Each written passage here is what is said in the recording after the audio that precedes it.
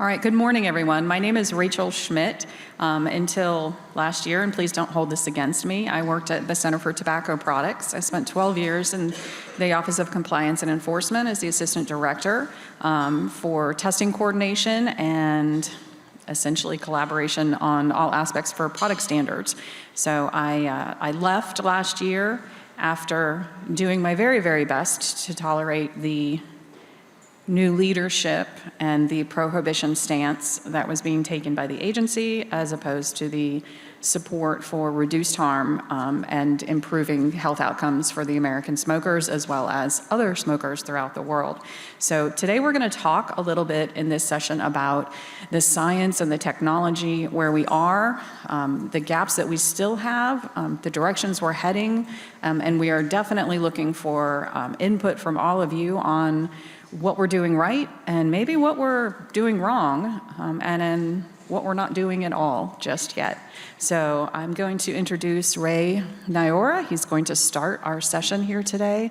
Hello, everyone. Welcome. So I am going to be doing a kind of a bit of a science-heavy presentation, but it follows up nicely on what Charles presented earlier in terms of the whole idea of substitution and so forth. So let me launch into it. I may go quickly through many of the slides, disclosures. So this is what I'll be covering. So quickly, epi-evidence linking cigarette smoking and e-cigarette use, and this will be in the U.S. Population. I'll do a quick review of randomized trials, evidence and data. And then I want to talk specifically about findings from the Population Assessment of Tobacco and Health Study, the PATH study. Okay, so this slide is a version of what Charles showed.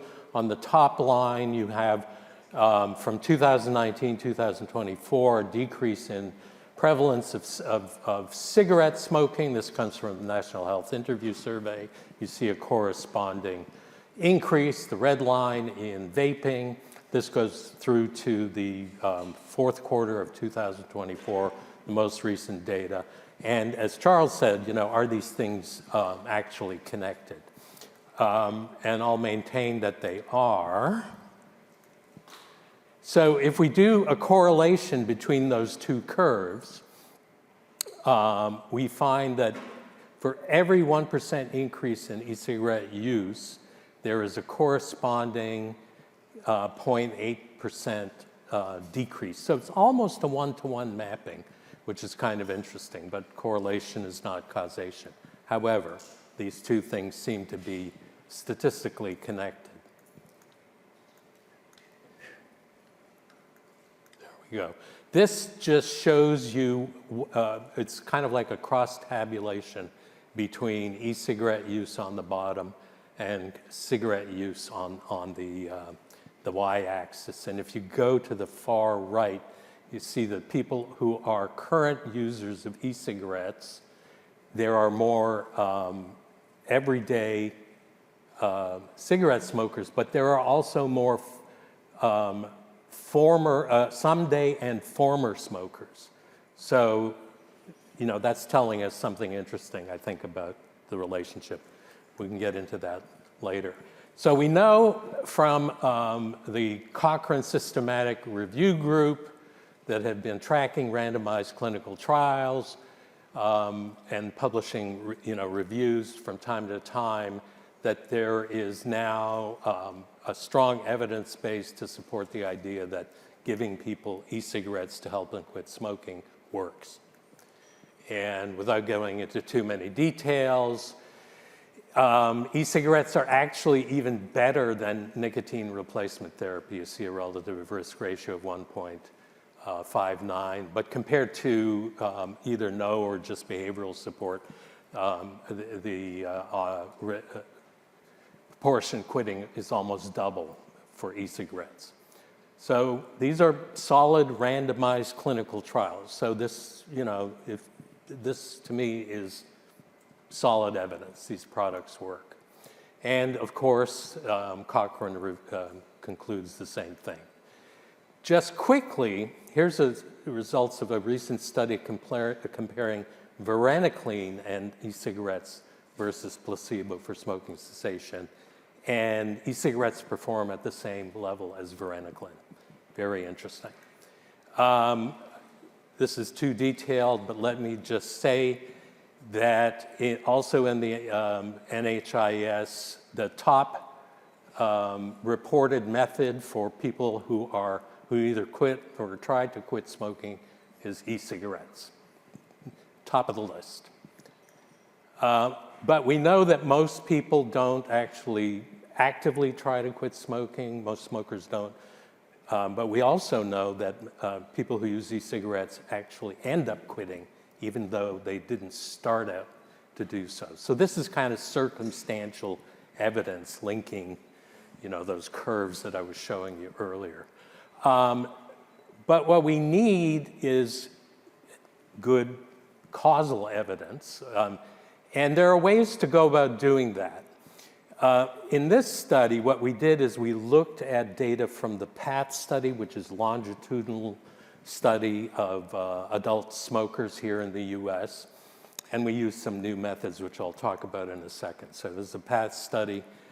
And what we did is we looked longitudinally at 3 waves. So wave 4 in 2016, wave 5, 2018, and wave 6, which was 2-3 years later because of COVID. We measured a bunch of covariates at wave 4. Our treatment or exposure was e-cigarette use at wave 5, and our outcome was smoking cessation at wave 6. So that's the basic setup. We use this thing called Bayesian additive regression trees.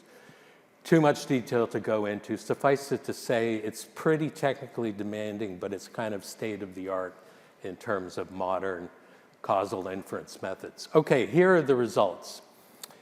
If you look at the bottom 2 lines, what they're showing is that daily use compared to no use or someday use, daily use of e-cigarettes, results in roughly a 15 to 16% quit rate.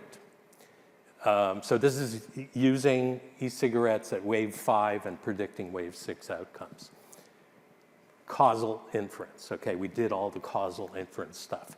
We also used a technique called Bayesian network analysis, and I'll skip that. So this looks complicated, but this is all the same variables that we used in the other analysis. And what you notice on the right part of the slide are 3 waves of data. So you have e-cigarette use on the top and cigarette use on the bottom. And the cool thing about this approach is that the algorithms learn the structure of the data. So I just put the data into the program and told it that there was some temporal information, but it figures out the best fitting model. And lo and behold, it shows us that there's this relationship over time between e-cigarette use and cigarette use. And this is what it looks like. And you see that there's an inverse relationship between e-cigarette use at the top, cigarette use at the bottom, at wave 5, and also at wave 6. And with this software, we can also ask it to tell us whether there are causal pathways. And so what we found is that in fact there are 2 causal pathways, and one of which is shown here. So you go from using e-cigarettes at wave 5 to e-cigarettes at wave 6 to decrease cigarettes at wave 6. And then the other pathway is using e-cigarettes at wave 5, decreasing cigarette use at wave 5, which then also decreases cigarette use at wave 6.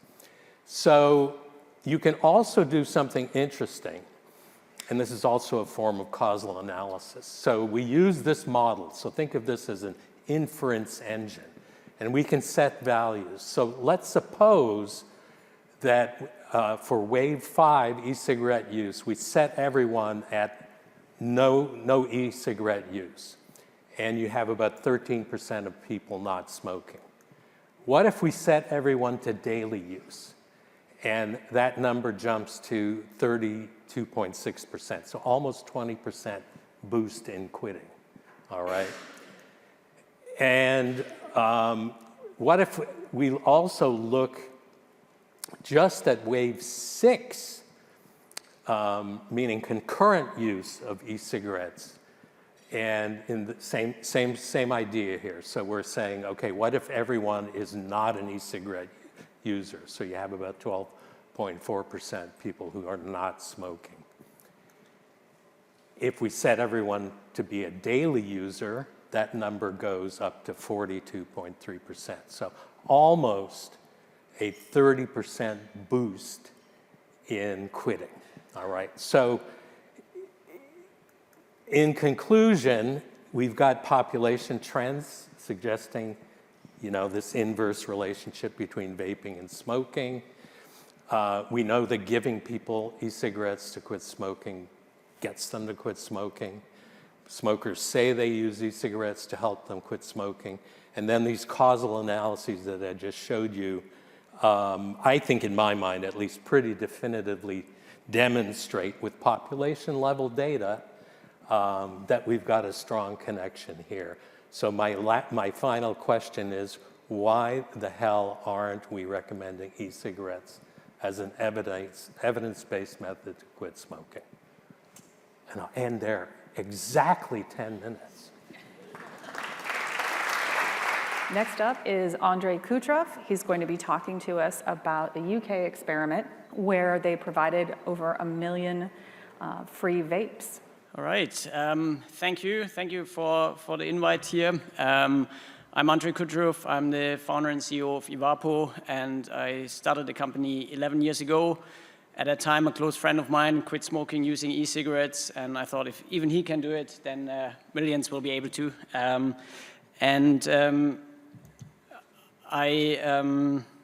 it work?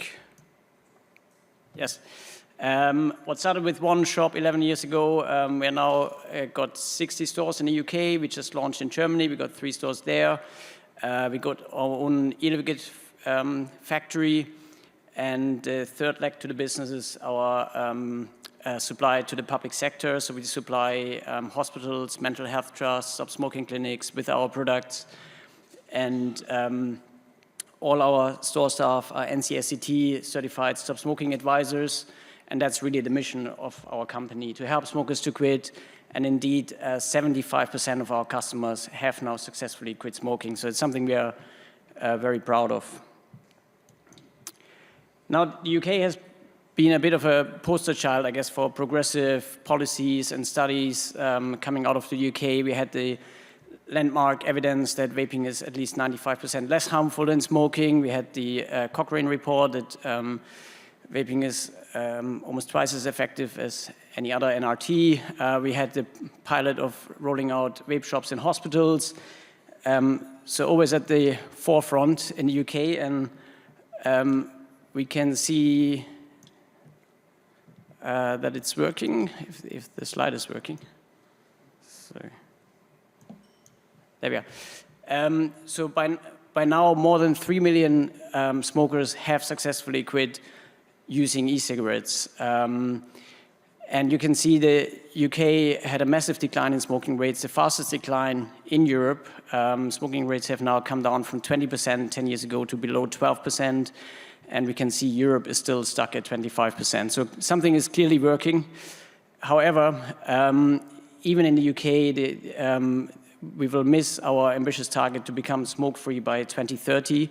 And so credit to the previous government in the UK, they came out with yet another very bold announcement to basically give 1 million smokers free e-cigarettes. And this is backed by £45 million of government funding. The scheme is delivered as part of a stop smoking program, which lasts 12 weeks. And smokers can basically then pick up their product directly face-to-face or via an e-voucher scheme from vape shops or online websites. And talking of these stop smoking clinics, doing something wrong here, clearly. Sorry. Stop smoking clinics have been around in the UK for quite some time, but you can see that the number of quit attempts actually have been in steady decline over the last few years. That has a number of reasons. Part of it is a lack of funding, but also these clinics were not embracing vaping really as part of their toolbox. And I remember 2018 calling up dozens and dozens of these clinics, and none of them were really interested in vapes. You can see that at that time, only 4% of quit attempts were using vapes. This has now changed quite a bit, and particularly in the last year now, you see the numbers of the swap-to-stop scheme included in those numbers, and now 29% of all quit attempts are delivered using a vaping product, which is leading to that now 32% of all quits through stop smoking clinics come really with the help of vaping.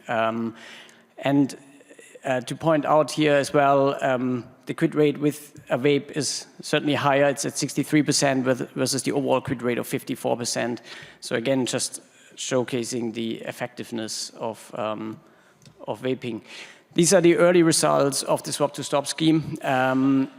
You can see 72,000 products have been given out. This led to 50,000 quit attempts and to 28,000 added quits.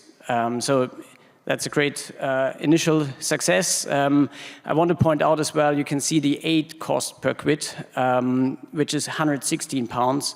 The historic aid cost per quit sits somewhere between £160 to £170. Obviously, vaping products are cheaper than pharmaceutically owned NRTs. And so actually the government is saving money on this as well.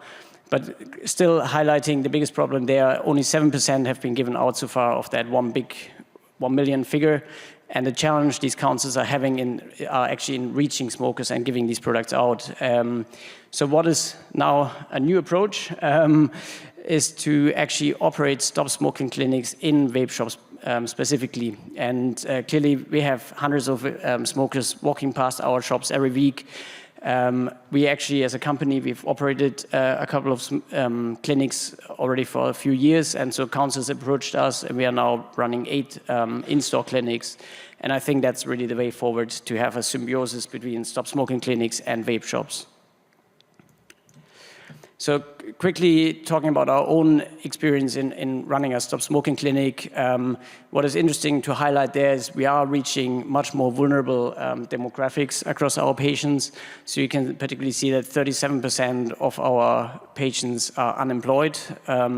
Interestingly as well, our patients skew a little bit more towards the female gender. And which again is slightly different in a typical vape shop setting. So these clinics do work in reaching other demographics. On the outcome, we have 3 published studies on our work so far in our stop smoking clinics. And it's interesting to note 89% of all quits have been delivered using a vaping product. So giving customers or patients the choice of product and the right advice, they are going with a more palatable product. Another note here again, I referenced the cost per quit. The number here on the slide is including the advisory part, so you got the aid and the advisory part. At the time of the study, the nationwide cost per quit was £490. We delivered it for £320, so even cheaper. But still, for us, if you consider that a smoker probably costs the society £70,000. This is a real no-brainer for governments to back. I want to highlight one testimonial. We received that from a maternity hospital we are working with under the swap-to-stop scheme. And smoking at time of delivery was now reduced between 30 to 50% using our products. And of course, smoking during pregnancy is one of the most damaging things a mother can do to herself and her child. So this is amazing to see. It highlights the opportunity, but it's also a testimony to what is at stake. And I want to use the last 2 minutes of my speech to address what I think is really the pink elephant in the room, and that's the public perception of vaping in terms of the relative risk versus smoking, which has unfortunately worsened over the years. Back in 2013, only 15% of smokers thought that vaping is as harmful as smoking. By now, it's a shocking over 50% of smokers. So there's a huge confusion and misperception which we have to address. And I won't go into that into this speech. There's a lot of reason, obviously. The media plays a part. But I also think that a big part is really where we are going with regulations, and the news of bans of disposables, flavor bans, display bans, higher taxation, plain packaging, all of that is really reinforcing that misperception. And we are at risk of becoming a pariah as much as cigarettes. So what is to be done? We need to really regain the trust of the regulator. In the UK, we are now pulling together an initiative where we want to get all the big companies, brands, retailers, distributors to sign up to a code of conduct of responsible marketing, high product quality, but also due diligence on the supply chain. We can learn from other industries.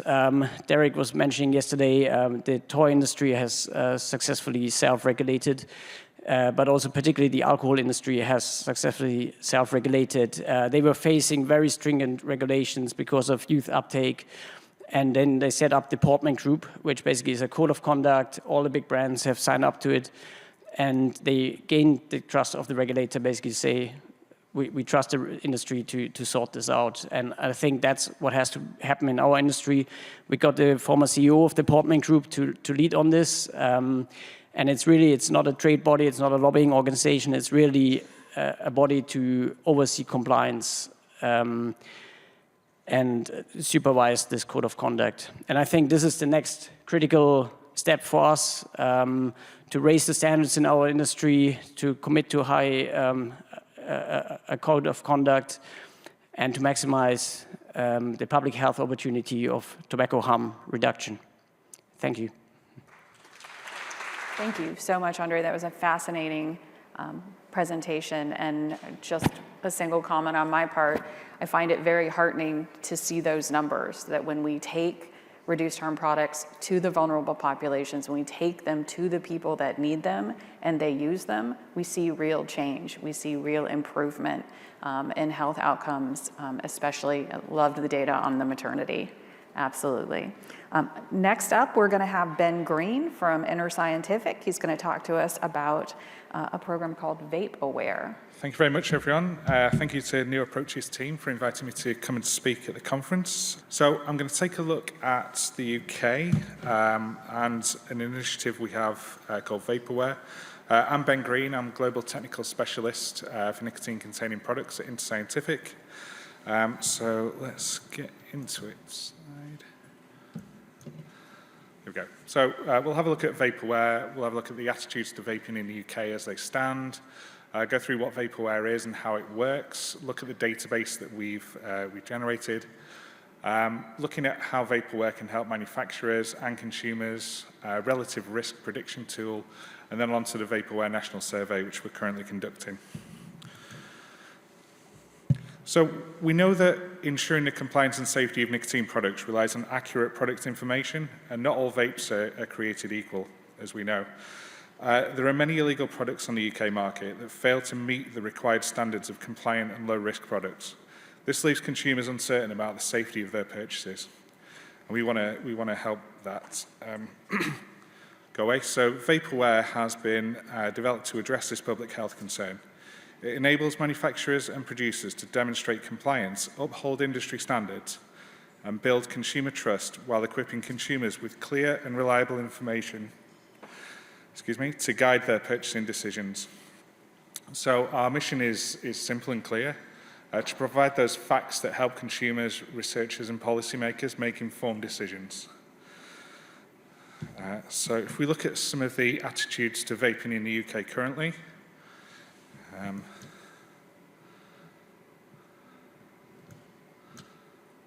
we go. So as Andrej mentioned, although the UK approach is seen as progressive, as we saw from Andrej's presentation just then, there's still a wide range of reporting positions with regards to vaping in the UK. and that leads to some confusion amongst consumers. Misinformation on vapes is reported on an almost daily basis with wild, unfounded claims such as these headlines. Consumers are faced with the task of determining fact from misrepresentation, and that's risking the potential for consumers to question the safety of vapes, and at worst return to old habits. Anecdotally, dangerous misnomers of combustible tobacco being more natural and plant-based only serve to exacerbate the situation. This is a real public health concern which Vape-Aware seek to address by providing consumers with a very easy way of arming themselves with factual information to make those evidence-based purchase decisions. So what is Vape-Aware? So it's an independent platform that's been built around collecting and sharing data on vape products available to consumers. This transparent approach is designed to build trust in the industry and provide accurate, impartial data to consumers, academic researchers, and public health officials.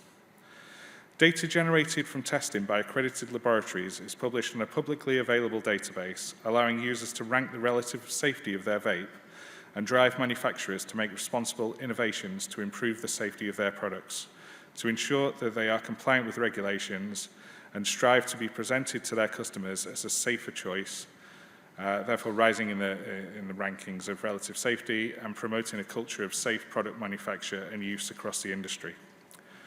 Transparency and access to information has been a key part of empowering consumers to make healthy choices in other highly regulated industries. And the Vape-Aware platform has been inspired by other initiatives shown here for informing consumers such as Talk to Frank and Gamble Aware.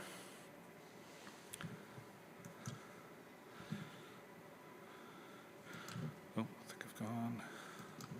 There we go. So how Vape-Aware works. So Vape-Aware members can send samples to our accredited laboratories for testing to show the compliance and safety of each of their vape products.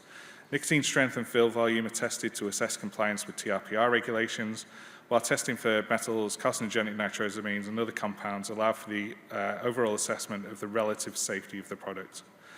Once testing is complete, results are published on a public database, allowing consumers to search for their products and view the relative safety and compliance against other products available to them.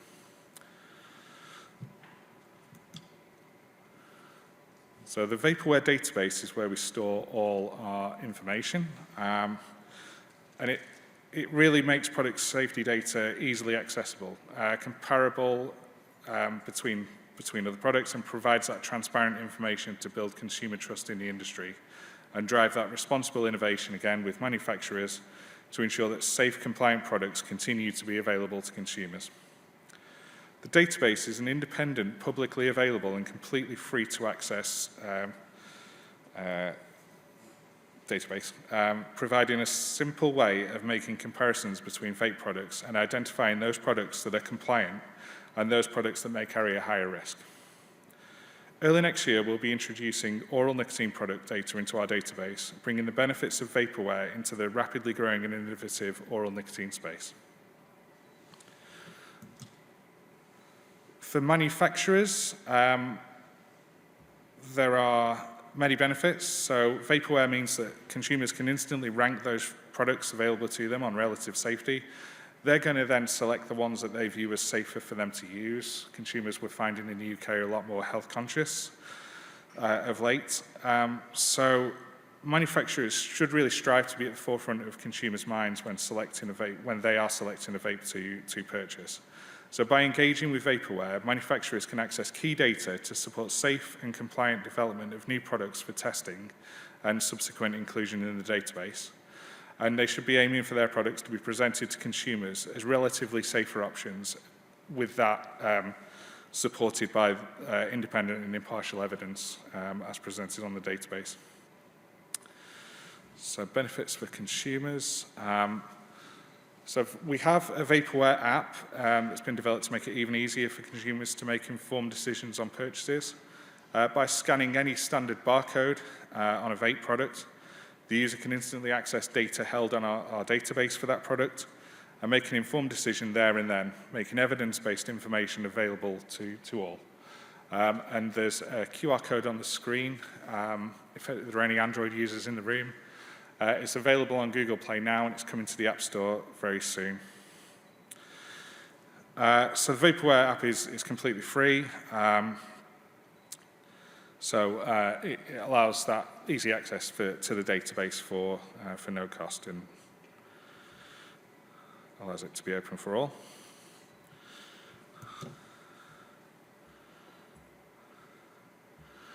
Okay, as part of the way we can identify the relative risk of these products, we developed a relative risk prediction tool which employs an internationally recognized toxicological methodology to estimate the relative risk of vaping products, giving consumers an objective way to compare those products.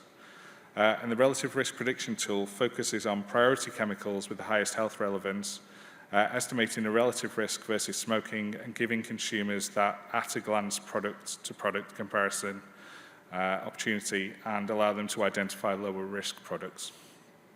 So it makes it very, very simple for consumers to make their evidence-led decisions. In addition to all of this, we are also currently executing a national study, a national survey of vape retail practices and compliance, where we are assessing the whole of the vaping landscape in the UK, as well as testing for safety and compliance. This study seeks to gain critical insights into the industry's current retail practices by surveying over 1,000 stores in 15 cities across the UK. So these are the 15 largest by population cities that have been selected as part of the national study. The survey is expected to complete a little later this year, and results and a final report will be published and made public, continuing that Vape-Aware approach to transparency and ensuring consumer safety. So ultimately, Vape-Aware is here to empower consumers to make evidence-led decisions on vape products, to encourage responsible manufacturing compliance, and support academic research and sensible policy making around vaping in the future. Thank you very much. So unfortunately, Lillian Ortega was not able to join us here today. She sends her apologies. She also sent her slides and some instructions on how I should present them for her. So I will be giving this portion of the talk in her stead. Absolutely will not do as good a job as she would do, as she is the resident expert, but I will do my best, and I'm happy to pass along any questions that I cannot adequately answer to her, and hopefully when she's feeling better, she could reach out. So as most of you are aware, earlier this year, we had the announcement of a new AI solution within FDA, and this is something that is, for the first time, FDA is embracing the use of AI to try and speed some of the timelines across reviews within the entire agency. So to give you some background here, this has been under pilot for a while. It started in Cedar. They did some work in Cedar, some additional training in Cedar. One thing to note is this is entirely behind a government safety wall. So this is not an AI system that's going to talk externally and going to learn externally. It is quite limited in how it can be used in that way for security reasons and to ensure that any information that's included in applications that may be trademarked or private remains so. So there are pros and cons in that. So in Cedar, it was piloted for 2 months earlier this year. There was an announcement that went out in early June indicating that all centers would now come up and use this AI engine to assist with application review. I would like to point out that the people in those centers found out they would be using this AI tool when it was announced on June 2nd. So this is not something that was widely known. This is not something that was trained. If you reached out to your RHPM or any contacts that you had at FDA, the response was, we're going to do what? So something to keep in mind. The information in this administration, with all of the changes that we've faced in April, a lot of the communication streams, either going laterally or up and down, were compromised by firings or layoffs or simple restructuring, and it has made an impact in how information is shared, often from a top-down approach like this one, where that information is rolling out and the people who are working on those projects are finding out in real time through press releases that these things are happening. I would say that is not ideal in the sense that it is difficult for programs to provide support for their stakeholders if they do not have the opportunity to at least educate themselves or potentially in advance provide feedback about how things could be tailored to best suit the needs of their programs. So it is designed to accelerate review tasks. Having said that, there is no center-specific training for the Center of Tobacco Products when it comes to the AI. So what I mean by that is, yes, the people within the center started being trained on how to use it. However, the AI engine itself is not specific and not trained for tobacco-related reviews. So in order to use this system, the reviewers actually have to enter the information into the system and then request actual functions be performed. So that information cannot reach out and grab it itself. It cannot actually determine what is relevant in a large upload. You have to upload sections of applications. There is a limit in the size and amount of information that can be uploaded. And then you actually have to, as we would say, databases are only as smart as the people entering the information and the people asking the questions, right? So there are some restrictions there. So when we see here with the submission requirements, obviously, the center has received the message via the press that they will be using this. One of the first things they're attempting to deploy is to use this when it comes to transitioning applications from being submitted to being accepted. And what happens here is these are very basic checks and that they're hoping to automate. What that means for those of you who have seen perhaps a 90, 120, a 12-month delay between when you submit your application and when you actually are told that you filled a form out incorrectly, or maybe your environmental assessment wasn't quite on target, and you get an RTA 12 months after the fact. They're looking to move this so that it actually happens pretty much in real time. You submit your application, these administrative checks are completed. There is obviously a real human step where things are reviewed at least initially to ensure the quality of the review by AI, and then you get either acceptance or not. Hopefully what we're going to see this change is those applications that are being submitted that have absolutely nothing in them. So for those of us who would really like the regulatory process to work and acknowledge that it's broken, clogging, it's like traffic on a highway. The more cars you put in there, more applications that you put in there that have to wait their turn, that you have to go through reviews that really are not legitimate attempts at meeting the regulatory requirements for PMTA, simply slow everything down.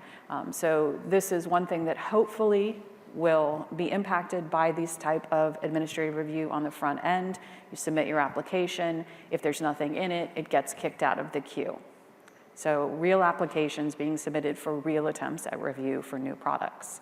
The reviewer assistance, it's actually, as I said, you can put information in it.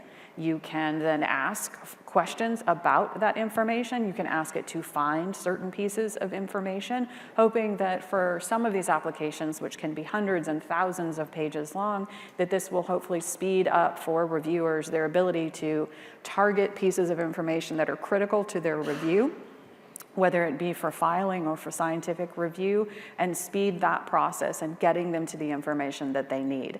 There are obviously potential downsides for that. That's going to require some time and some training to see how this actually functions in a real-world review environment.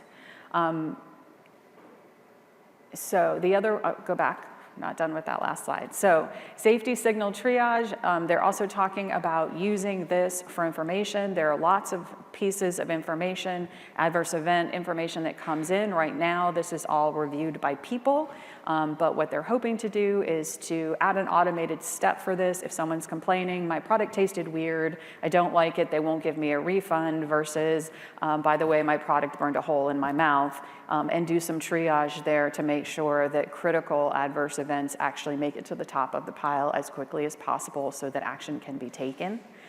They're also going to use it to prioritize inspections. I cannot actually speak to how they're going to do that, so I will refer you to Lillian on that one.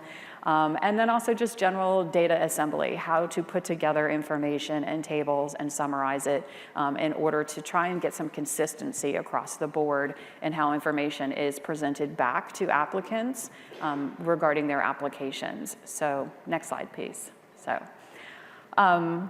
So they're talking about the current challenges, they're talking about guide rails. ELSA is not going to replace an actual review.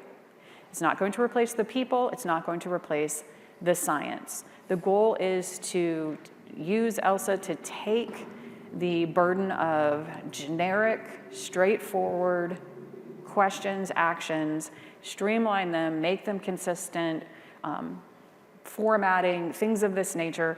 Does not replace an actual scientist looking at your application and making a determination, and it does not replace the review teams that are coming from many different disciplines, bringing all that information together and determining whether your product is appropriate for the protection of public health. This is supposed to be an enhancement, not a replacement.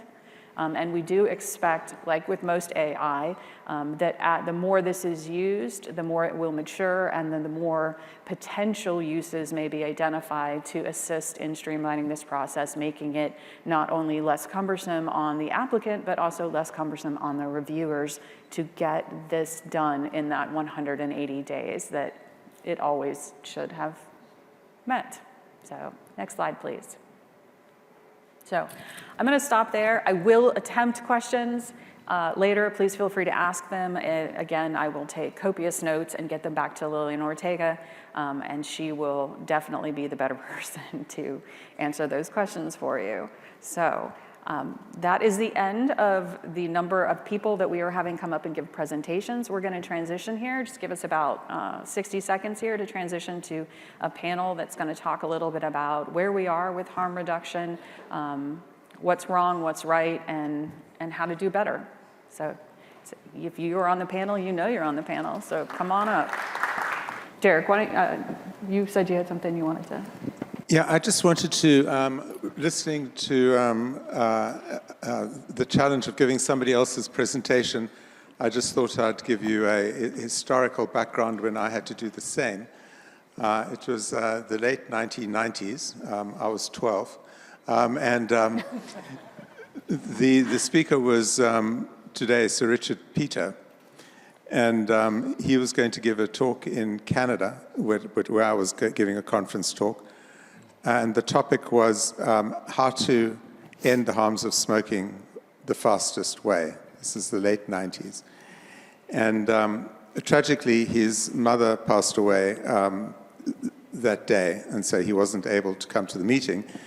And I was the only one I think he could get on the line. And he said, Derek, you're going to have to give my talk for me. So I said, that's fine. We didn't obviously have good internet or anything in those days. We had old-fashioned fax machines. So I asked him to send a fax of his talk. And he sent a one-page hand-drawn piece of scrappy paper, and anybody who knows Richard Peter knows that's typical. And it basically made one point that all the tobacco policies that we had, taxes, advertising bans, everything else, were going to do nothing for the smoker within the next 10 to 20 years. And the only thing that mattered was smoking cessation, if you really wanted to bring the death rates down. And he sent that at about 10 o'clock my time in Canada, and phoned me every hour at 11 o'clock, 12 o'clock, 1 o'clock, 2 o'clock, 3 o'clock, 4 o'clock in the morning to make sure that I got the point and that I was going to make that single point very strongly and very clearly. And of course, this went against the mantra of a broad-based WHO strategy. But I'm reminded of it because, of course, he was right then, and he's still right today, except that we now have a combination of more effective ways of cessation, and we have the broad-based approaches of reducing harm. And that simple epidemiological fact from one of the greatest living epidemiologists that we still have, that you cannot bring the death rates down in the medium to short term through policies and through stopping kids smoking, is totally misunderstood still today. Anyway, just it reminded me when you were having to give somebody else a speech. It is challenging, for sure. Lillian is very kind in that situation. In understanding where I may have mixed up her message, she will correct it later. So, Christopher. Well, thank you. I think I'm mic'd up here. Okay, thanks. Thank you. Christopher Russell. I'm a behavioural scientist by background, director of a behavioural science research organisation in the UK called Russell Burnett Research and Consultancy. I just want to spend my couple of minutes talking about what I think has been for 10 years or more a major barrier to that has impeded the positive public health impact that tobacco harm reduction products and policies can make.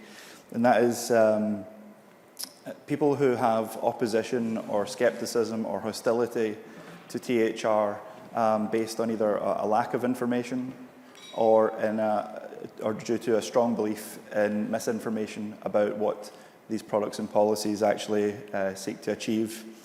I think we all recognise that there are two fairly well-entrenched camps. There are people who believe that THR products and policies offer or represent a means to accelerate progress towards a smoke-free society, and then there's a camp who believe that THR products and policies will serve to undo or reverse progress that's been made in reducing smoking, and in particular youth smoking.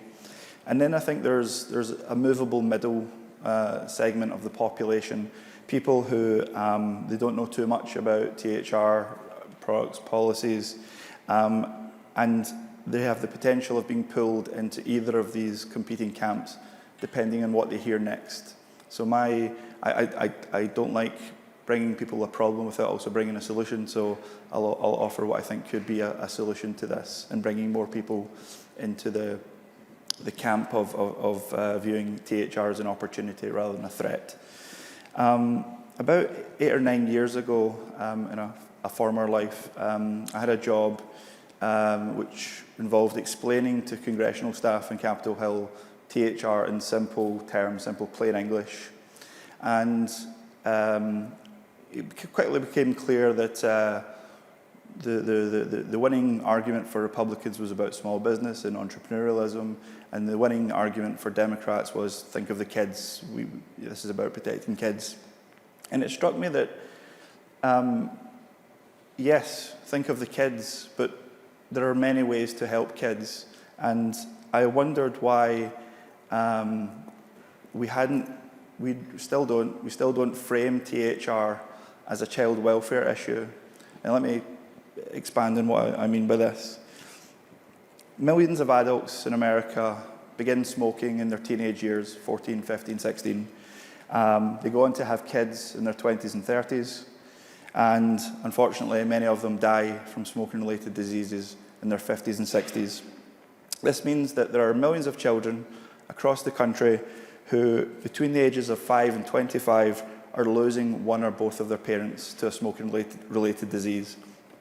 We've long known from research that the loss of a parent, especially in adolescence or early life, is one of the most emotionally, developmentally harmful events that can happen to a person, and it's often very difficult to recover in later life from. We know that people who experience the loss of one or more parents in early life typically go on to have poorer social outcomes, academic outcomes, emotional problems, and it affects every relationship they form in life thereafter. And it's not just about the death of a parent or both parents, it's about watching them suffer and struggle fighting a disease, often for many years before they die. So to me, I think we can usefully reframe THR as this is about the welfare, the health and well-being of children. THR to me is about keeping parents alive longer so that families are together longer, spending more quality, happy, healthy time together. Not just living, but with a better quality of life. We know that if people stop smoking before the age of 35, then they can go on to have the life expectancy and quality of life of a non-smoker. Otherwise, regaining around 10 years that they otherwise would have lost. And we know that for every person who dies of a smoking-related disease, there are around 16 people living and suffering with a smoking-related disease. So it seems to me that in reframing THR as this child welfare issue, that of course we can, and we of course should, protect kids' physical health by preventing them from initiating harmful forms of tobacco use. But we can also protect their mental health and their general well-being by helping their parents to quit smoking as soon as possible, and in turn allowing them to live longer, happier lives together with their kids. So the way I look at THR is that physical harm reduction for adults can be mental and emotional harm reduction for kids. So my closing point is, whenever anybody invokes think of the kids, that's exactly what THR proponents are doing. They are thinking of the kids not just today, and not just preventing kids from initiating tobacco use in the future, but helping kids here and now whose parents are smoking here and now, otherwise may continue to smoke and die 10 years or so earlier than nature intended. So what we are trying to do, THR proponents are trying to do, is give those 10 years back to parents and therefore to their kids, and hopefully avert much of the unnecessary avoidable suffering that kids would experience long after the death of their parents, which in itself is avoidable. Thank you, Chris. Derek? Yeah, so thanks, Chris. I was thinking how best to make one fairly clear, simple point. So I was looking at what do I regard as the best article of the year, the scientific article in the field of tobacco harm reduction. And this is my own personal view. And I'd like to give the award to an article I think many of you hopefully have read. If you haven't, I'm sure you're going to look at it. It's by Ryan Courtney, Colin Mendelsohn, and a bunch of people from Australia. And it's in the Annals of Internal Medicine a couple of months ago. What makes it exceptional is that it's a study of 1,000 adults comparing in a clinical trial vapes against nicotine replacement therapy, 6 months follow-up, carbon monoxide tests to verify outcomes, so good measures of outcome. And the results showed that 9% of the NRT users quit, and almost 29% of the vape users. Now that's not dramatically different from the Cochrane studies and the Cochrane review. So why am I so excited about the study? It's because who did they study? So the average age of the people was 50. The average amount smoked was over 20. And they'd been smoking for over 15 years. Almost 40% of the population either had diagnosed depression or anxiety, and most skewed heavily towards low social and economic status. Basically, they went for the bullseye of where the risk was highest by far, and they showed the enormous benefit of nicotine replacement, or the benefit of vape in this very tough-to-reach population. I raise it because I know there are many in the room who share my view that if we really want to reduce the harms of tobacco, we need to double down far more and avoid so many of the studies that tend to focus on very young users. We look at most of the switching to vapes particularly are in very young people, under 30, under 25 even. that's interesting, but it's going to do nothing for the long-term mortality and morbidity of tobacco control. And we have very few studies in the equivalent of the Australians. I then went further and asked the question, how are the public health researchers targeting their age groups compared to the major tobacco companies on their actual use studies? And I'm sure all the tobacco companies in the room are waiting with bated breath for what I found. Well, it's good news for you. You're tending to do far better in getting generally older, heavier smokers than the academics funded through the FDA and the NIH. With exception maybe of Juul, which seems to be exceptionally continued focused on very young smokers, adult smokers, but still very young.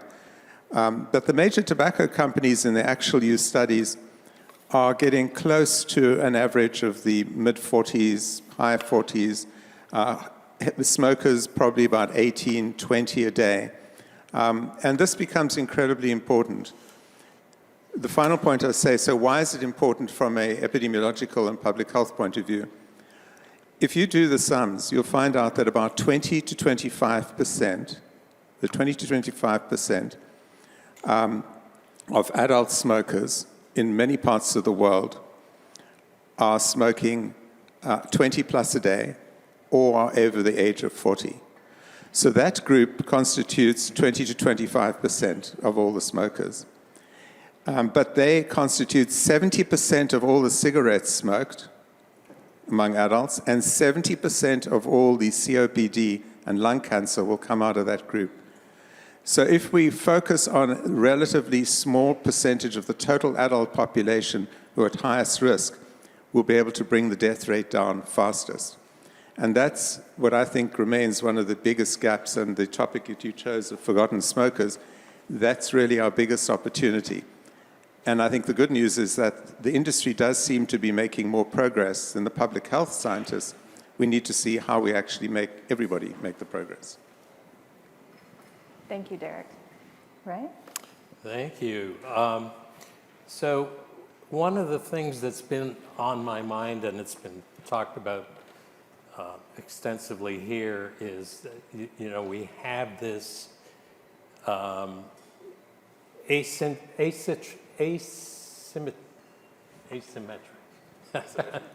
this asymmetry in information regarding the safety and harm of reduced risk tobacco products.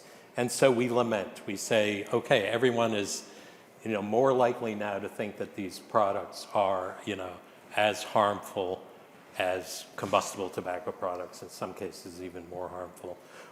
How did we get here? And it's the information environment that I think is at least in large part responsible. And the way I see it, there are two parts of it. There's the information production part of it. And speaking from the science end of that, we've had incentive structures built around supporting science to find harms. And scientists will go where the incentives are, and if they're paid to find harms, they will find them. And so that, that's kind of one piece of it. But then that kind of information then has to be communicated. And that's another form of asymmetry, because how does that information then get disseminated? And I think in part, the press in general, and that includes, all forms of modern media, are suckers for stories that are attention grabbing, right? So if something is harmful, it's easy to write about it and to whip up concern, et cetera, et cetera. And that's another kind of backfeeding incentive then for researchers to find, more harms. Harm reduction, saving smokers' lives is not sexy. It just isn't. And so there's this asymmetry And you see it. And how do we get that information out there? So there's also, and this is my speculation and suspicion, that there's a sort of quasi-industrial information complex at work here, which involves relationships between the information producers, that is the scientists who are, looking to find harms, their information, immediate infrastructure, and they have strong relationships with media people, media reporters, representatives, et cetera, in which it is very easy for them to just, convey this information, and the reporters will write about it without too much questioning. And we've seen this example after example of this happening all the time. Where on the flip side is are the tobacco harm reduction scientists? Where are their pipelines into the media world where they can share information and be truthful about it and generate an equal amount of interest? It's just totally asymmetric. I don't know how we go about changing it, but if the world is progressing towards a more kind of equitable information environment, I do think that there are opportunities out there, and maybe not through the usual media landscape. But I'd be interested in hearing what people have to think about that. Thank you. Thanks, Ray. I know you gave a presentation earlier, but I am going to ask you just to highlight what you think is the most important approach, gap, tobacco harm reduction. Many ways to go on this, but I think, unfortunately, just the whole environment has just, become very political, and I think it was already alluded to the various interest groups who have a stake in this and don't want change and disruption. And we've seen that. I've mentioned one maternity hospital. I just tell a story about yet another maternity hospital we were working with. And through the Swap to Stop scheme, we are offering a selected range of flavors. And that particularly maternity hospital asked, because the mothers felt they wanted to have a more palatable flavor, and they asked for a creme brulee flavor. So an innocent flavor. It's more of an adult flavor really than for kids, I guess. And it was very popular in that maternity hospital. But we got a telling off then from very high up that this is a child-appealing flavor. It doesn't look good. And for me, this is a very kind of emotional point where there's a mother, she's smoking, she's potentially causing a lot of damage to her child herself. And we are talking about whether it's a creme brulee flavor or a tobacco flavor. And it just, who is thinking about these things? But it just shows kind of the political heat in this. And unfortunately, it affects science, it affects the regulator, and the media's having a field day with this. Just another point, maybe, I think today there's a new study coming out about plain packaging, and basically the point they are making in that study is that plain packaging will not, it will reduce the appeal apparently for children to buy the product, but it won't impact adults how they perceive that product in terms of the risk of harm relative to smoking. And be it made as it may, I haven't read the detail of that study yet, but again, where the science there should be focused on is really how do we address the current big misperception of harm. And yes, maybe plain packaging doesn't add to it, I doubt it, but I think it will lead to more stigmatization.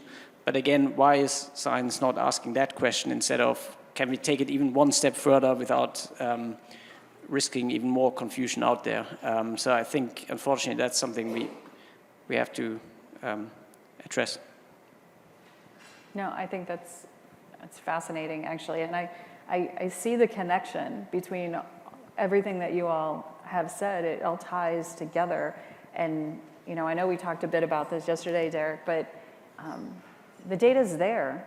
We know e-cigarettes, we know some of these reduced harm products, they're better, they're less harmful, and they help people quit incredibly harmful combustible products. But that's not the messaging that gets out there. That's not the attitude that's conveyed. The idea that you had such success in a maternity hospital getting pregnant women to stop smoking was challenged by this, well, that's a kid-appealing flavor. I mean, just to be snarky, I would have been like, great, maybe the fetus will like it, but that's not okay, right? But instead of focusing on the fact that 50% of pregnant women were not engaging in an incredibly harmful behavior, the focus was shifted to, the flavor that was chosen. I don't know about anybody else in the room here, but I did not turn 21 and automatically stop liking flavors. The fact of the matter is we tend to like the flavors that we grew up with. What we liked as children, we tend to like as adults. So this idea that there's kid-appealing flavors versus adult-appealing flavors, maybe in certain circumstances, but I know very few people who don't like vanilla. I know very few people who will take broccoli ice cream over vanilla ice cream. So, you know, that messaging is, there's something wrong there. That's the point, not the success, not the improved health outcomes of the pregnant women in that, but how dare you offer them a flavor that might be perceived as kid appealing. So, and I think that Ray and Derek, you make very good points about the data being there, the information being out there, and it works. It works across the board, even when tested with the most vulnerable populations, even when facing the most difficult transition groups, it works. Tobacco reduced harm products work to get people off of harmed products. And then I think Chris really touches on the fact that maybe what we have isn't so much a data problem. Maybe what we have is a messaging problem. Maybe we have a marketing problem here. But then we also have the villainization of, well, if you're marketing it, it must be because you're just out to make money. I don't know many industries that stick around if they don't make money. So that, if we want to paint the brush, let's look at sugared cereals on that one. So I would just ask, you know, can we marry these concepts together? Can we, and Derek, you talked about a book, which I have started, thank you for the recommendation, where we talk about inoculating ourselves from misinformation. How do we compete when the wrong information amplified by the wrong people gets just as much screen space as the good information? More, well, and is more widely accepted. Because everybody loves the good villain story, right? So how do we challenge that? You know, we spoke as we were preparing for this about a really fascinating book called Foolproof by Sander van der Linde, who's a Cambridge psychologist, which came out recently. And his whole thesis was that many work in the area of vaccines, but many other related areas, that we need to inoculate ourselves against disinformation and as a population. So we need to be prepared to let people know what is coming in terms of the critique and the attacks before you simply respond fact on fact. And there are a lot of detailed examples there, but embedded in the book are a couple of things that when I looked through it, I realized we're guilty of bad practices of doing. And I'll just mention two.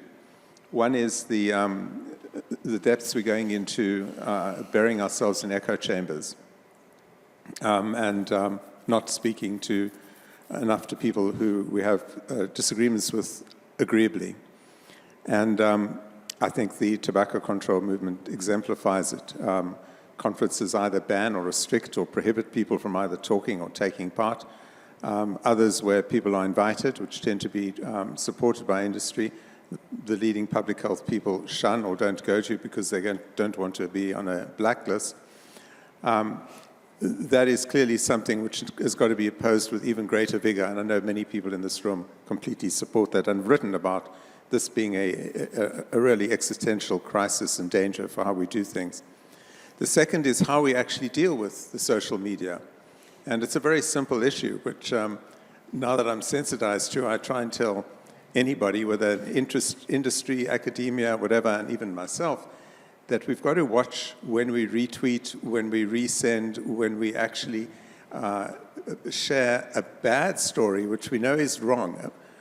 There are many stories we're getting every day about disinformation aspects, whether it's another popcorn lung type thing or whether it's some other absurd story about gateway theory being proposed for kids, which we know is wrong. Often the way we respond is by either clicking on it and explaining why it's wrong and sending it with outrage to our friends to say, look at this horrific story. That mere act amplifies the story above all. And the empirical evidence is very clear that all you're doing is amplifying when you're doing it.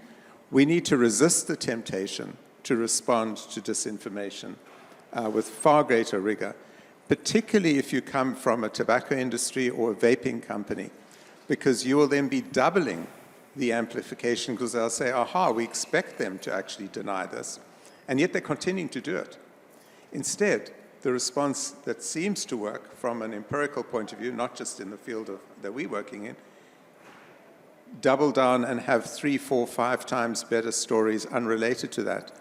Give the good news, the better news, the alternative stories about what works and what doesn't work without referring to a lot of the disinformation campaigns. That sounds like it's not going to have an effect, but if you actually multiply it over the thousands and millions of tweets and Twitter feeds and LinkedIn feeds going on, in time it will. And there's been empirical studies looking at how when you do that in the context of, say, trying to address racism, you can be more successful by not responding directly to a racist comment by saying how terrible and disgusting it is, as opposed to talking about the benefits of diversity or the benefits of society where you've got greater interaction. I think it's something we need to think about. It's not very easy to discipline yourself to actually do it, but I would really urge you, look, every time you think of a retweet or a like or a send, is this going to send out a positive message, or is it going to support and amplify what is already out there? Because if you are, you're going to just add to the complexity. Thank you. Chris? 2 points on data and the communication of that data.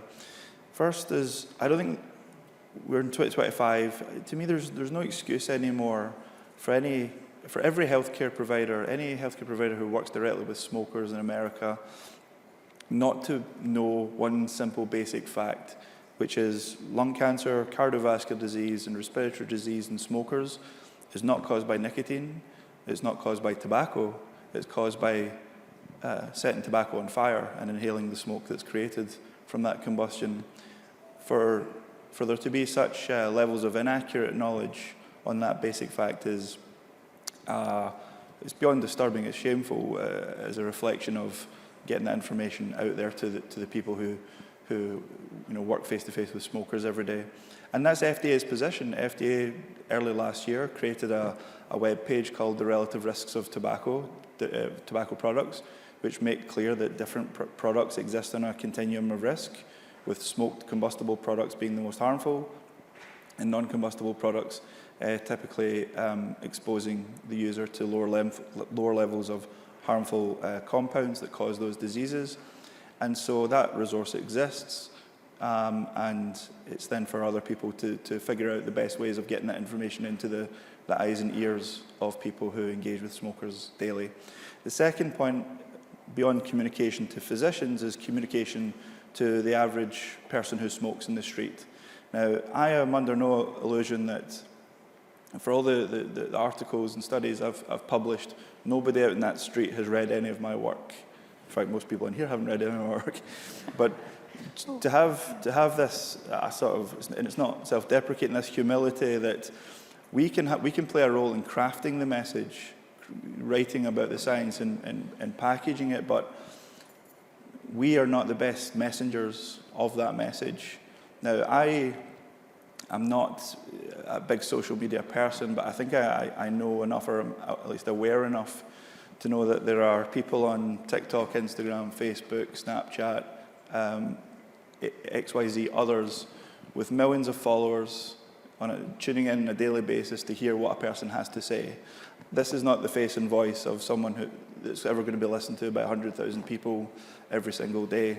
So I think there's a conversation to be had about subject matter experts crafting harm reduction messaging based on science, but then handing it over to social media personalities, influencers, people who are not subject matter experts, but they are trusted sources of information. And again, whether we like the fact that certain influencers or media personalities are trusted people, they are. They are the people who have got the eyeballs and the earlobes of millions of people every day. So for all the impact we can have in writing our articles, which shapes the literature and so on, it means nothing if it doesn't get into the ears of the average person in the street. Just as when manufacturers make products that no one buys, they don't help anybody. So this is about mobilizing the information, sending it out into the world in a way that will actually land convincingly in people's ears. And to me, that means acknowledging that we can play a role in crafting the messages, but we should then be seeking to partner with high exposure individuals to get it out there in a bigger, faster way. No, I think that's very interesting. It's one of those things that we've, I would say, allowed, but it maybe not the right term. The fact that people don't like who's saying it, and they don't like the answer to the question, doesn't invalidate the truth. Mm-hmm. But it is something we have to overcome, for sure.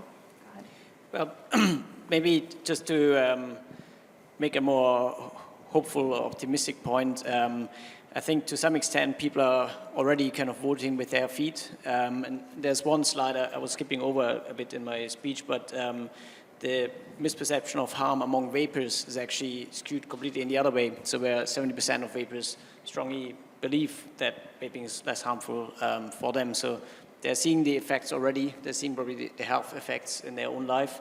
And I do hope that that carries the message in a way, and that we've almost now starting to reach, certainly in some of the markets, a tipping point where the train is going and consumers are going in one direction and keep switching. And so I guess our challenge in those markets is to just keep the regulators a bit of ruling it. And then hopefully these countries will show the data and convince other countries then to follow that example. That would be my more optimistic reading of things. No, and I think it's something that is exemplified by the data that you shared earlier, which is when we take those products, maybe that's something we need to look at too.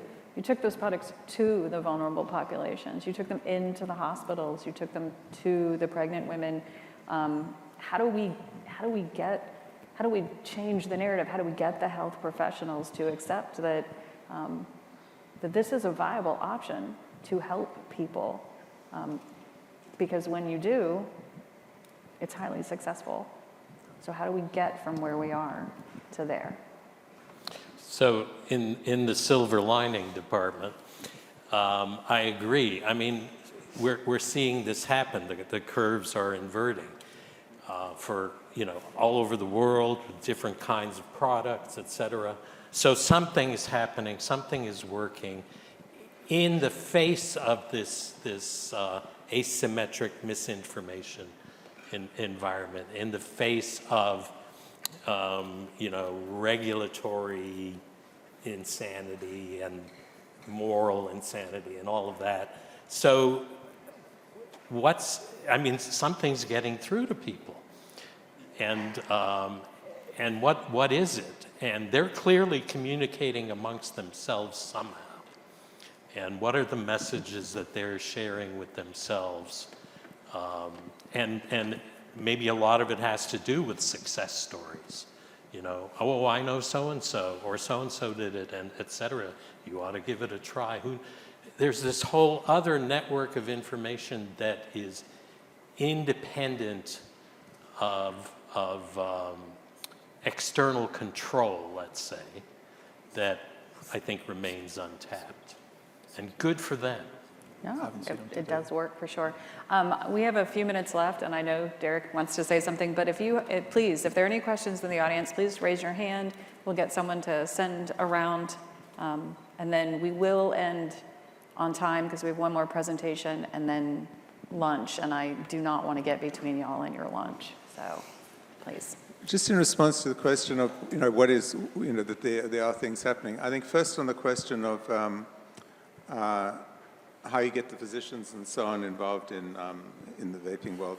I do think, as you know, the UK is pretty far ahead, and I think we need to hear more of the stories. I was just looking for Sud, who's not here, but I don't. Oh, he is, okay. But he could tell us. He won't tell us now, but he and his wife played a big role in getting vaping adopted into psychiatric institutions in the UK, involving training tens of physicians, healthcare workers, and so on.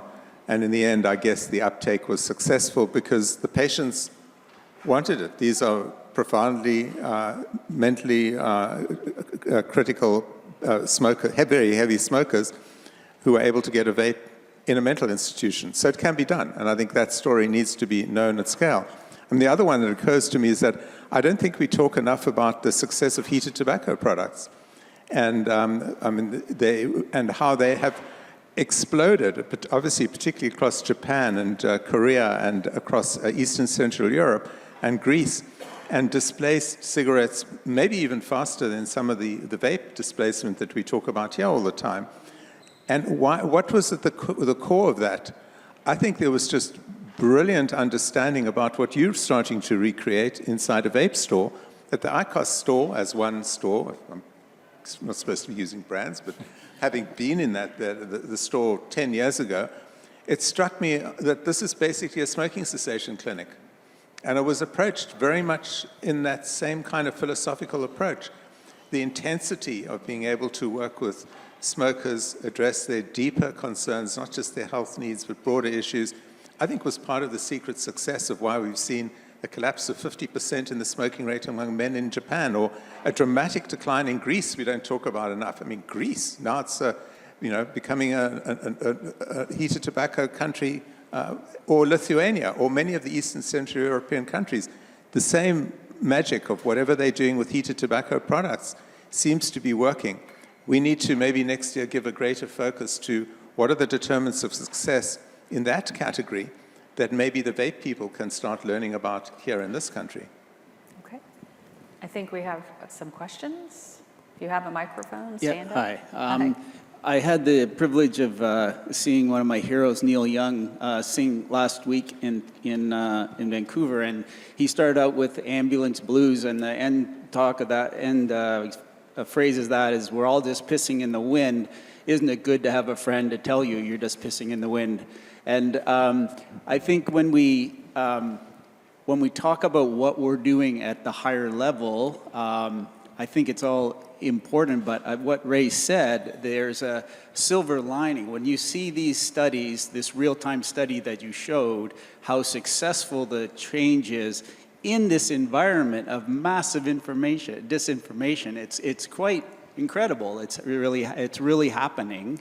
And I think in some ways, our job is to get out of the way, because I think this will happen. And all this conversation like this, I'm consider myself at the forefront of trying to be the evangelist for this. But at the same time, it's going to happen if we can just get out of the way. So our role is to get the information out there, I think, but not to focus so much on, pushing back on all this disinformation, but just try to, if the word gets out there, and it is getting out there because we're seeing it, that we really need to make sure that there's not like outright bans and things, but things, as we work on all this regulations and stuff at a very high level, Things are happening beneath us, and the regulations that we need 10 years from now are already going to be too late, because all the illicit market and what's happening beneath the thing is really, really happening. And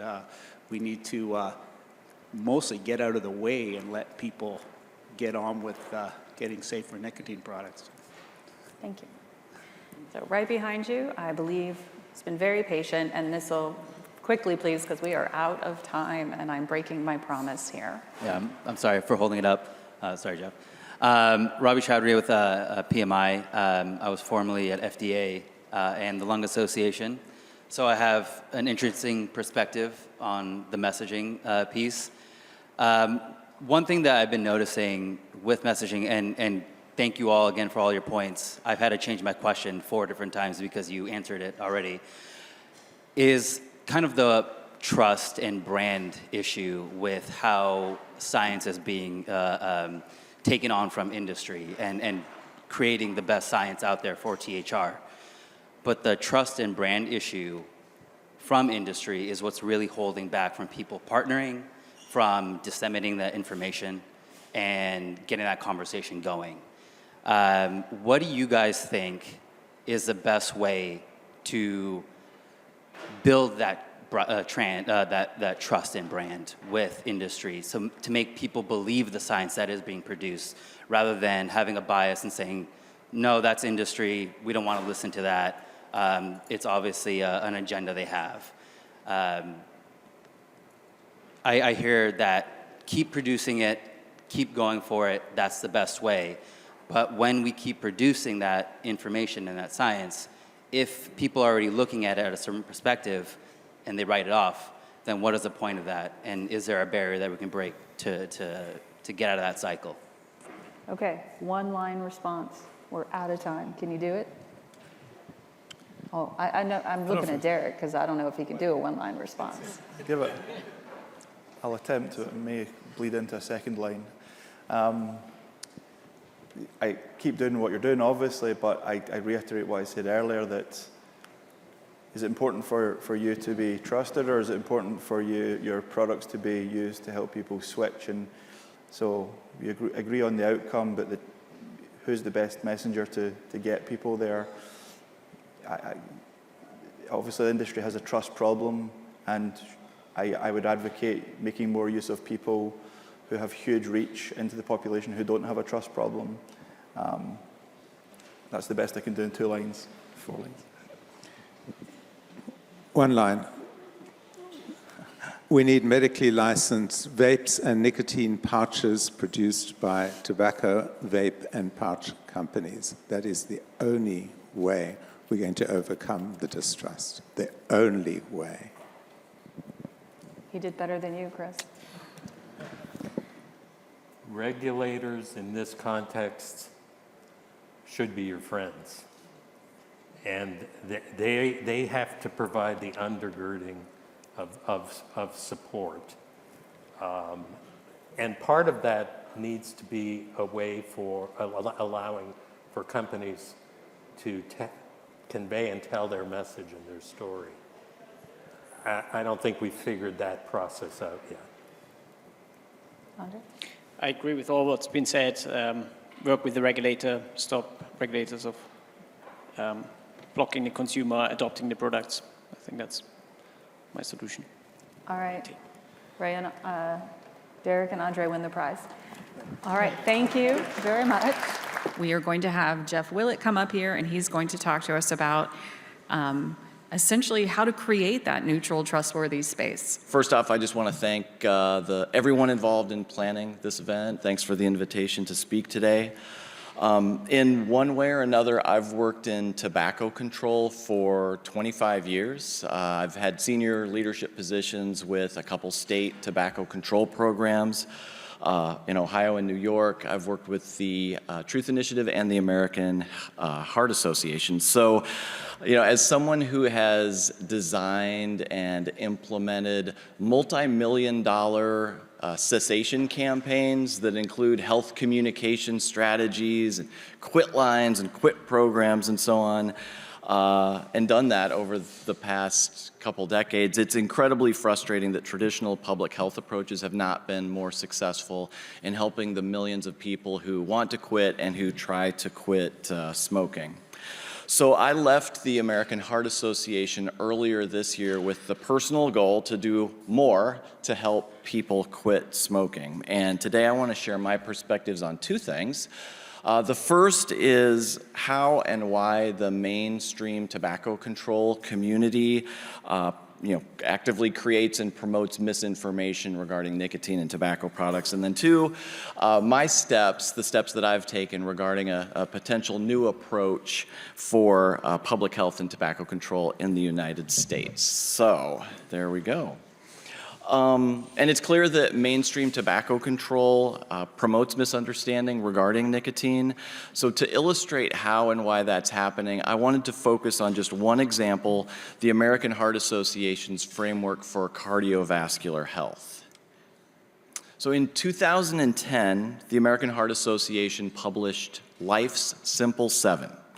A framework that included 7 behaviors and health factors associated with cardiovascular health. These included smoking, physical activity, diet, BMI, cholesterol, blood pressure, and blood glucose. And the goal was to create a relatively simple framework for the general public and policymakers to understand opportunities for improving cardiovascular health. And regarding smoking, it's a little small there on the slide, but regarding smoking, the AHA simply stated the health consequences of smoking and the data to support abstinence from or cessation of cigarette smoking as the ideal health state are overwhelming and have been reviewed extensively elsewhere. I don't think any of us would disagree with that statement. For smoking, Life's Simple 7 measure included whether the individual was a current smoker, former smoker, or never smoker. And both the aggregate Life's Simple 7 measure as well as each of the framework's 7 individual measures have all had strong associations with cardiovascular health in many studies over the last decade or so. In 2022, the Heart Association refreshed this framework and expanded it to Life's Essential 8. So sleep was added as the 8th factor, and smoking was expanded to nicotine exposure. And unlike smoking, which as the AHA stated earlier was backed by overwhelming data, the AHA justified the nicotine exposure metric by stating use of inhaled nicotine delivery systems has been added to the former metric, which included only combustible cigarette use, to reflect adult and childhood use of these products and their implications for long-term health. So there was a little bit of speculation there with regard to the long-term health of these products.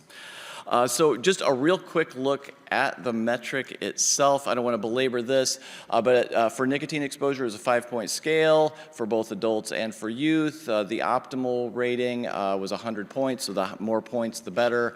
So 100 points for never smoker, 0 points for current smoker. And you'll see that current use of inhaled nicotine delivery systems is close to current smoker in terms of risk for cardiovascular health. So the assumption is basically that inhaled nicotine delivery systems pose 75% of the risk of combustible tobacco use. And then you can see for youth, similar placement of inhaled nicotine delivery systems, but also it's only 50 points, half the points for anyone who tried any nicotine product 30 or more days ago, which I'm not sure what the science is there for that.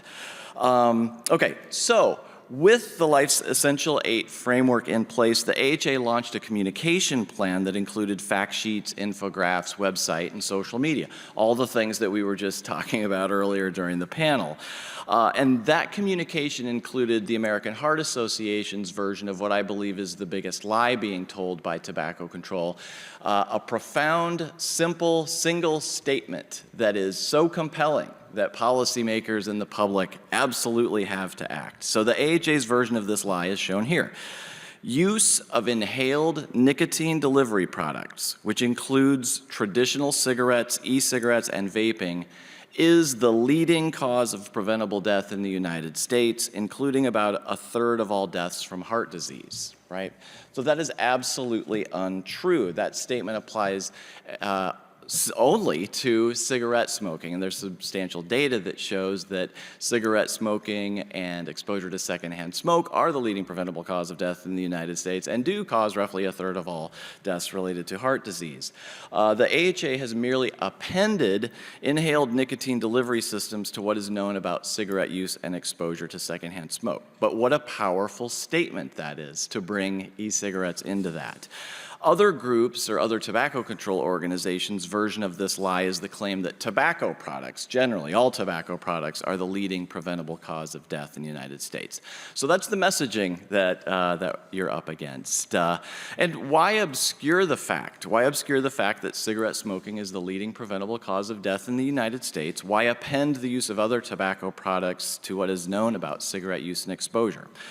Well, when AHA refocused smoking to nicotine exposure, the organization's strategic priorities included the following, quote, to leverage our advocacy, science, and news media enterprise against companies targeting individuals in disadvantaged communities with unhealthful products, including sugary beverages, and tobacco products, including e-cigarettes.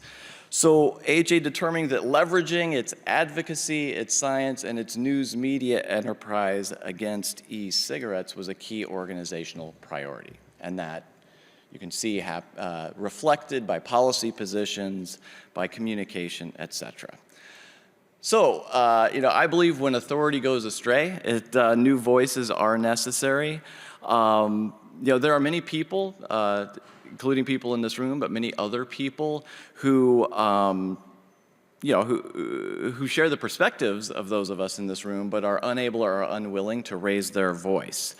I have friends and colleagues working for major public health organizations who disagree with current approaches and aren't in a position to change things. So the concept of harm reduction also, I believe, is very compelling for many potential funders and individuals. But what is missing is an independent organization, an independent public health organization led by reputable individuals that provide a credible counterpoint to the mainstream dogma. And so, this is in the hope and vision category. But for the past several months, I've been developing organizational plans and fundraising for a new profit entity that would be exclusively focused on ending smoking in the United States. And I've been working with roughly half a dozen individuals in the room right now and a few dozen other individuals to kind of conceptualize this, to get feedback on this approach, et cetera. Tentatively called Accelerate to Zero, the new nonprofit would focus on equipping people who smoke, policymakers, and the media with science-based information regarding nicotine and evidence-based approaches for smoking cessation. The organization is being conceptualized, created by, and would be led by reputable public health leaders and practitioners who believe smoking cessation can effectively be ended in the United States within the next 10 to 15 years. And with that in mind, this entity would be created with the plan to sunset it within 10 to 15 years, believing that the job can be done and would be done in that time period. This is a large concept. This is a $12 to $15 million endeavor to get started for an initial 5-year period, at least. But as an initial step, I've launched the Network for Principled Nicotine Policy, which is envisioned to be a hub for those like-minded individuals, those physicians, public health practitioners, researchers who believe that harm reduction is an effective public health strategy for smoking and want to be involved. There are people, brilliant thinkers, who are not actively engaged in the policy process or media advocacy, and the goal would be to help equip those individuals with the connections, with the support, with the resources so that they can engage more with policymakers and with reporters. And just finally, kind of where we are in next steps, the focus right now is exclusively on fundraising, working toward a phase 1 kind of fundraising target to launch the organization. initiating the policymaker and media engagement efforts, helping take people who are willing to post on LinkedIn, connecting them with a reporter, helping take people who are great at getting peer-reviewed publications and boiling that information down into a fact sheet for policymakers, et cetera. And just as an immediate step, this is for me personally, I'm going to be focused more on engaging state-level policymakers. It doesn't make sense for us to have eventually an effective federal regulatory system when state governments will effectively ban entire categories of products, set tax parity policies, et cetera. So just ensuring there's greater harmony between the state level policy and the federal regulatory concept, I think, is really essential for achieving a public health victory in the U.S. So with that in mind, I will get out of the way. Thank you, and let's all enjoy lunch.